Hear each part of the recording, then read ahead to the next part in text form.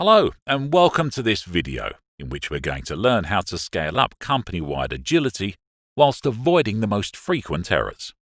Welcome to Scrum level.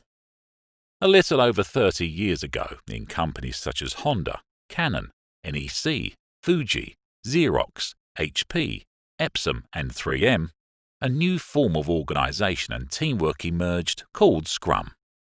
This would define the principles of what we know today as agile teams, self-managed teams that build with talent rather than with processes and that leave aside paperwork, contract negotiation, and closed planning in order to focus on results, collaboration with the client, and the capacity to respond to change.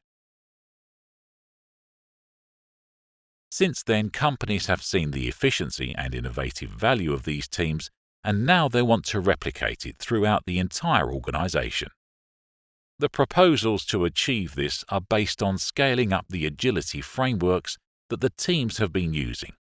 However, there is criticism from professionals who are convinced that the implementation of Scrum XXL frameworks does not achieve agility, but rather a return to processes, only now with the label of agile.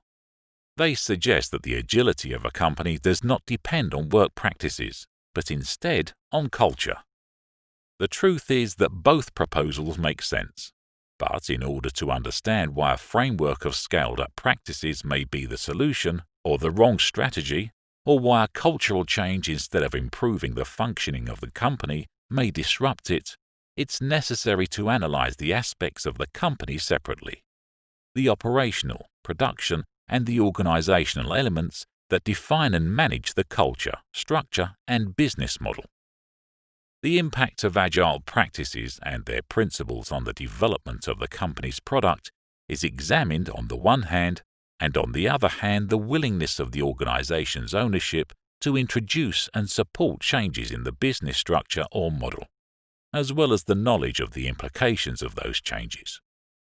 The levels of agility in each dimension and in each component can be evaluated, identifying points of improvement and dissonances between the dimensions in order to draw up a strategy that's coherent with the circumstances of the organization.